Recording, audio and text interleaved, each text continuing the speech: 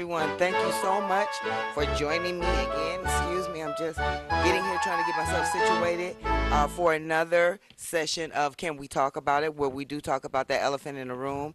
I want to talk about a couple of things before I do. I want to thank the people who donated to my GoFundMe page. Thank you, Mr. Robert Mitchell. Also, my niece, Claudette Brookins, thank you so much. I appreciate that. The people that sent me money orders, thank you so much for that. I really appreciate you. I want to thank my husband once again for being the strong man that he is and helping me. And when I'm stressed out and I seem like I can't find my way, I'm thanking the Lord that He put a man on this earth that will help me. Not only is he my husband, he's my best friend. And thank you so much, Charles, for being there for me. It really means the world to me. I also want to thank some classmates of mine at theology class. Iva, thank you so much for being a good friend to me and praying for me and watching over me. Reverend Mark, thank you so much for being there for me. The last time I talked with you guys, the next day I had to go to the hospital. I just got out actually I didn't just get out. I left because I had things I had to do.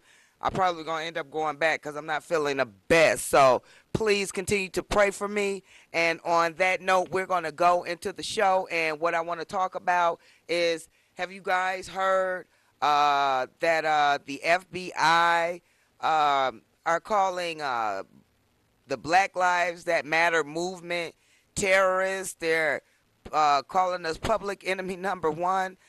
They're saying that we're speaking treason, and I'm not understanding this. When you can have a whole bunch of white men in white sheets walk down any street preaching hate, preaching killing folks, even back in the day, hanging minorities. I mean, I'm not getting this. I'm not understanding where this is coming from. We just want the same justice that everybody else gets, and it's a shame that one race of people feel so inferior, even though they're holding all the cards. They feel inferior to another race of people, which they, as far as I'm concerned, any race of people that can endure all the things that, and I'm just speaking for my own people, that black folks feel, yeah, we are superior. We are superior, and we're very humble about the things that we do. Just like everybody else's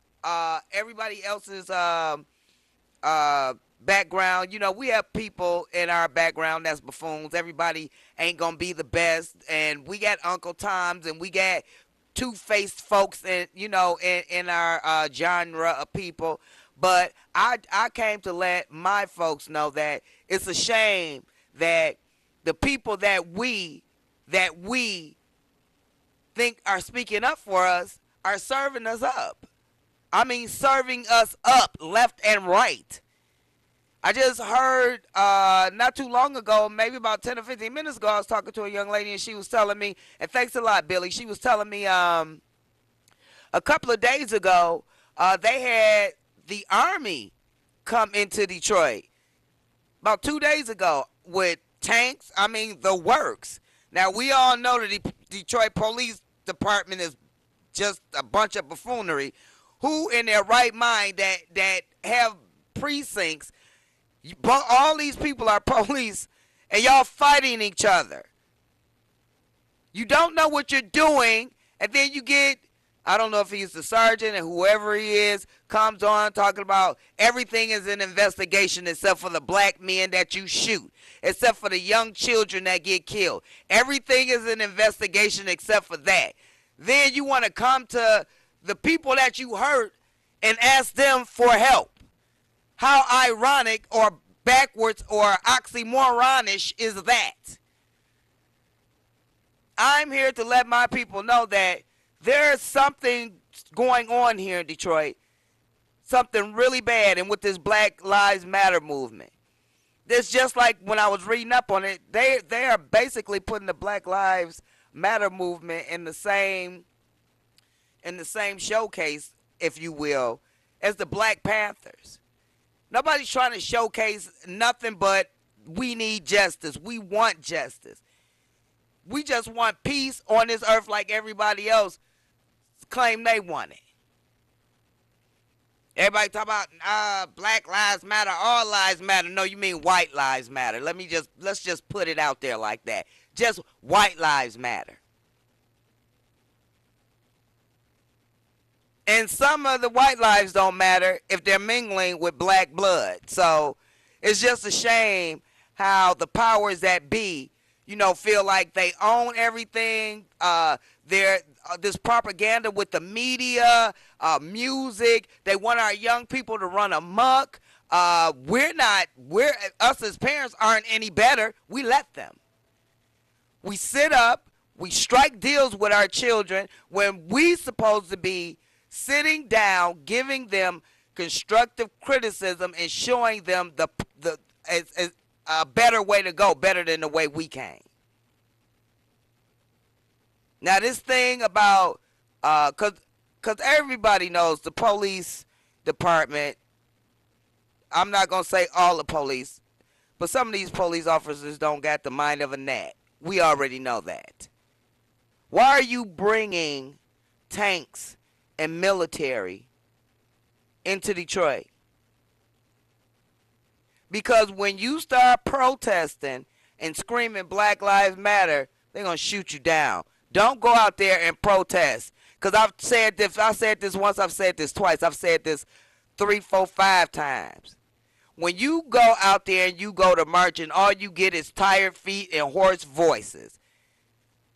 And I've told you this before too. Everybody who claim they're on your side and they're your color are not for you. We need to start studying the people that we follow. Because there's a lot of double-minded and double talkers, where we live at in our community. So we really have to be very vigilant.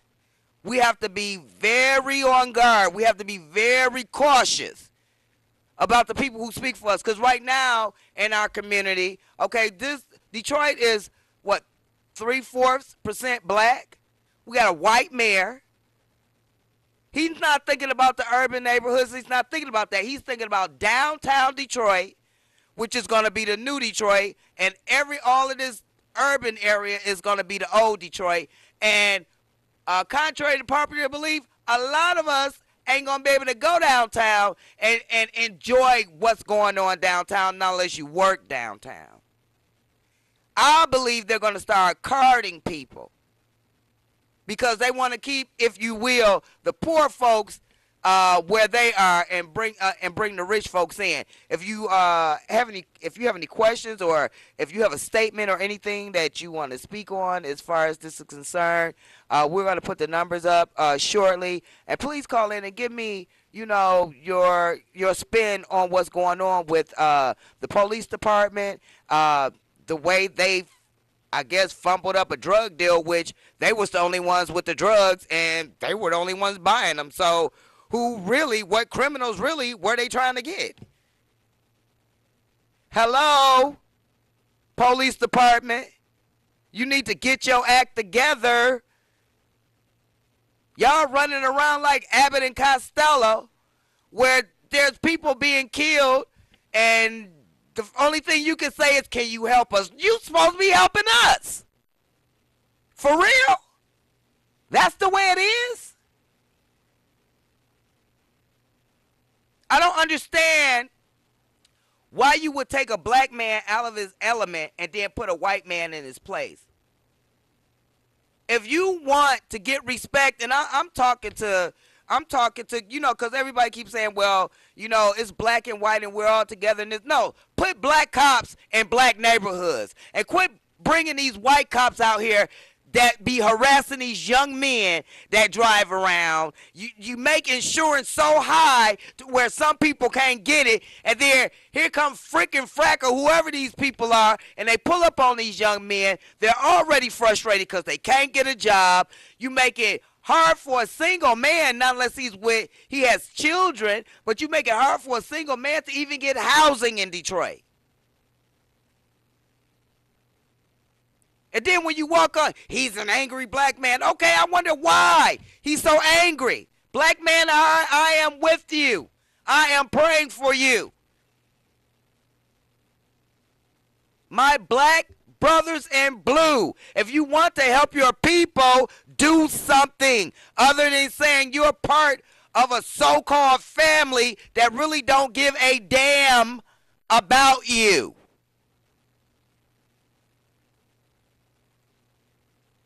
You're there for one thing, and that's to play taskmaster on your own folks. And some of y'all done let this power go to y'all head, and y'all done got so drunk with it to where people done lost their mind, and now they shooting y'all. But y'all want to have peace between the community and the police officers. How can that ever be when this is constantly going on? I don't get this. Why is the military here? What plans do you have for the people now? Every time Black Lives Matter, they say something about, okay, what we're going to do is we're going to have a peaceful demonstration. You know, we know all lives matter, but it's just our lives that's being thrown away. It's just our young black men that's being shot. It's just our young black babies that's being killed by stray bullets. It's our people that's suffering. So we're not saying all lives don't matter. We just want the world to know that black lives matter. Our lives do matter too. Now, if it was another race or something like that, just say, just for instance, say it was the white race. And they were living in a day like today where, you know, there's so much stuff going on, and you're like, they're in their neighborhood saying, well, white lives matter, and this shouldn't be going on. And they'll go as far as to say, and if the police mess with my child, I'll shoot them. You think any of these people gonna go to jail? Like I said, I've seen a Caucasian man cuss the police out drunk, with a gun in his hand, ain't said nothing, ain't just tried to talk him down. That's it. Just tried to talk him down. Let that have been a brother. He would have been shot like a dog in the street. We're going to have to learn that this walking back and forth up and down the street ain't getting us nowhere. If I've said it once, I've said it 1,000 times. Pull your dollars from these people. If you take your money from them, they will respect you. But no, you like, oh no, I don't care what they think or how they think about me, but I'm going here. I'm going to be here. Yeah, you're going to be there. You're going to be broke. I heard a man, I think it was Claude Anderson. He was talking about how he went somewhere, and there was a young man, and he owns a clothing store. He said the product of his clothes, the clothes are really nice and they're reasonable. But across the street is a big corporation department store. He said he went to this man's store, and all the black people would rather go spend their money with somebody who really don't give two shakes of a lamb's tail about them than to help a brother. Now, I'm not saying that that's just like some Caucasian stores, Chinese stores, or whatever. Some African-American stores you shouldn't go to, because some of these people are very disrespectful and think you're supposed to just buy for them. But we so quick not to go to our own. That's the point I'm making. These people, you can go to these grocery stores, Chaldeans, and I don't have anything against my brothers and sisters, my Caucasian brothers and sisters, Pakistani and Chaldeans, because there's good in every nationality. So don't get me wrong. If it don't apply, let it fly. If you get offended, you the one I'm talking about. We'll go into these stores. Like I went into a Chaldean store, and I'm putting my food up there, and the lady started talking in their language. So I said, excuse me, sweetie. I get a bit paranoid when I don't understand what people saying. Can y'all wait until I leave? Sometimes you got to speak up. So the other chick, just went on and started talking in her language and started laughing. So I told her, you ain't got to worry about me coming back to this store. And if I had my way, no black folks will come in this store. Two people, I'm just going to say it wasn't 100, but I'm going to be like, two people out of 100 people said that was my color was like, well, if she's not coming back, I'm not coming back because that was really wrong what y'all doing and this, that, and the other. And if we were all get on the same page like that, we will find that we will be more well respected, that we would have more money in our pockets. We so quick to, when everybody's putting money in the pocket to snatch our in the pot to snatch our money back. None of us got a pot to piss in nor a window to throw it out of, but we think we are that. And we're not. Half of us don't got no education. Just about all of us don't know nothing about politics and the way they're run.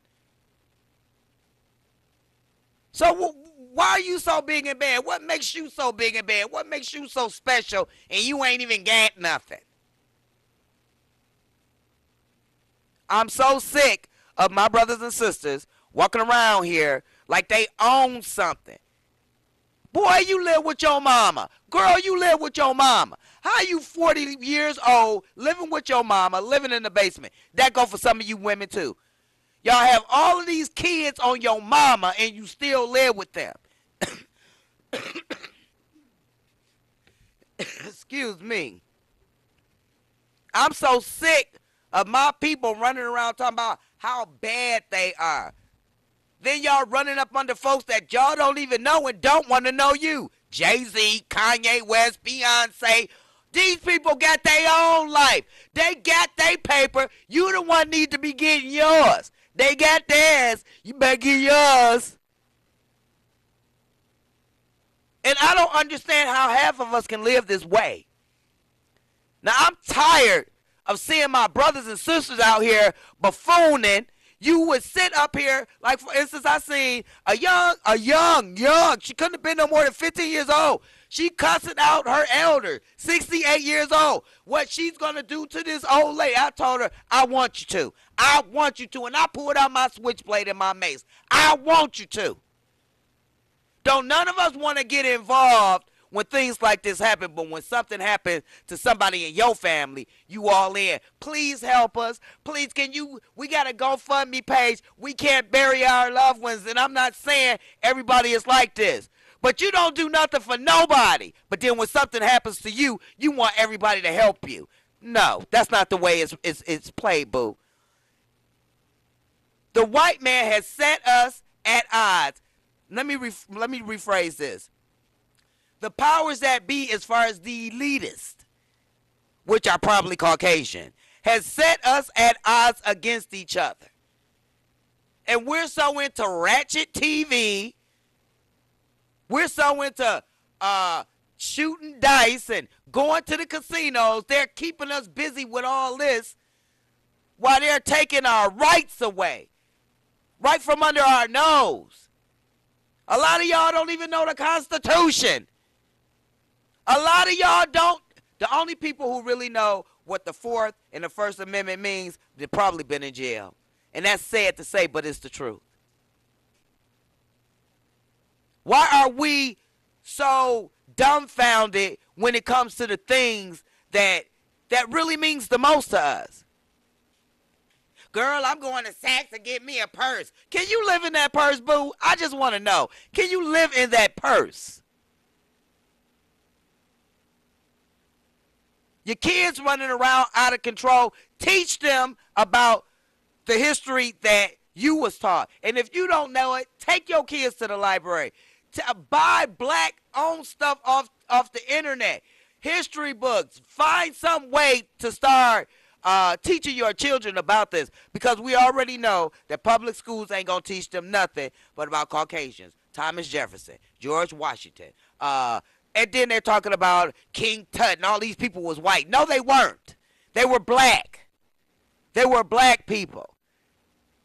And it's a shame how when they show a lot of these artifacts, they didn't bleach them so to where you can't even tell that they were actually black folks.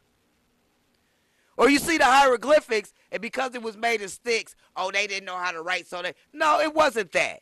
It wasn't that. They did whatever they did as far as these hieroglyphics for a reason. The elitists have turned our minds into mush. We're constantly focusing on the wrong things. It's mind control, people. It's mind control. Anytime the FBI can call Black Lives Matter public enemy number one, that's letting you know they don't like us. They don't want to see us succeed. They don't want to see us on top. Because they know that if the truth really came out, they would not be able to stop the masses. So what do? They kick casinos in front of your face, ratchet TV in front of your face. Then they'll have people like I said, Jay-Z, and all of these folks. Oh, we want you to go and do this show. We're going to make the tickets a little low, but not so low that they won't spend all their government money. And then you come, and then y'all put up y'all symbols and y'all signs, and y'all bedazzle them some more and beguile them some more. And when you come up out of there from spending $200-$300 on outfits, getting your hairs done, getting your nails done, buying these tickets, you back in the same boat you was in before you even got that money. Now, I'm telling y'all, and I done told you guys before, the state is about to stop giving y'all this money. And those who don't have a skill, it's going to be horrible. I don't know. We're living in an age where we are being oppressed, and we don't even know it. We're like sheep. We don't know nothing. You better get some knowledge in that brain. You better figure out where you're going. Because once you don't get no money, that's when we're going to start cannibalizing on each other, eating on each other, beating on each other. That's what they want us to do. They're going to give this money to you, and once they pull it away, the only people you're going to assault is the people in your neck of the woods, because you can't go out to suburbia and do it, because they'll shoot you on sight, and it'll be lawful. They will be well within their rights. Unlike us, if we shot somebody in our home, it'd still be a trial. Their plan is working, and it's because we're not paying any attention. I wish you young women get off of that. They ain't gonna do nothing. I ain't worried about it. You better be worried about it. You better be worried about them not taking your children. Because they just got finished saying, Mr. whoever he is that's in hierarchy, because I'm getting tired of saying his name and I'm getting tired of hearing his voice. He said, that dude in the White House, he said that he's going to stop the Friends of the Court from getting money from these fathers. He's going to stop that. And if they find any kind of neglect with these children, they're taking them. They're going to come and take them right out your house, and you ain't going to have a say-so over something that came out your own body. This child support, matter of fact, 2018, that's less than 60 days away. That's less than 90 days away. They're getting ready to put a stop to child support. And if you're not taking care of your children, be it the mother or the father, they're going to take your children. You know what they're going to do? Put them in work camps. They're going to give them to white people and let them work. You think your child going to some adult foster care home, they're going to give them to a white couple, and they're going to work them to death. She seen that on TV. Where you think this stuff come from? These people blatantly put these stories in front of your face, and you don't even see it. There's children from Africa that wants to come over here. These white folks adopt these children and make them work in their house, scrub their floors, beat them if they won't, have sex with them if they won't, and when they get tired of them, they kill them. And nobody's going to question them because they come from another country. They're going to give them an unmarked grave and order another black child. If you don't want to do this for yourselves, do this for your children. Times is scary, folks. Time is winding down. And if we do not get our mental capacity in order, it's going to be so bad for us. because it's about to be the survival of the fittest. If you don't have a strong will, if you don't have a strong mind, if you don't have something that you saved away for a rainy day, if you just out here all willy-nilly, you're going to be the ones who suffer the most. It speaks on this in Revelations, where it says when the tribulation comes, we've been in it, but it's about to really rear its ugly head. And the bad thing about it is, most of us black folks run around talking about, I love the Lord. You don't know him. Because if you did, you'd be following his will. You know what's going on in politics if you really knew God. Because he tells you in his word that this stuff is going on. We got a church just about on every corner. And you go to church every Sunday, talk about praise the Lord. Then you come out, cuss folks out, treat the homeless like they ain't nothing. Some of these homeless people are veterans that then fought and lost limbs for you. But I'm talking about your people. You laugh at them, you talk about them, you throw money at them. If our government cared anything about homeless veterans or veterans, period, they wouldn't have to pay no hospital bill. We got a VA hospital for the veterans, but they still got to pay. They should be able to go anywhere in the world and get treatment just because of what they did for us. They didn't just do it for us, they done it for people that don't like them too. Why is it that nothing matters to us until it hits close to home? I'm tired. I'm so tired of a lot of us telling each other that I'm with the Lord and God is on my side, and if it had not been for the Lord, where would I be? If you know in your heart if you're not doing what you're supposed to do, and let me tell you something, the devil takes care of his own too. So I just want you guys to understand that this is bigger than us, and this is bigger than the club. This is bigger than a lot of things that we do. I love you guys, and I want us to have the best, not only for us, but for our children. So until next time, please, folks, please be strong.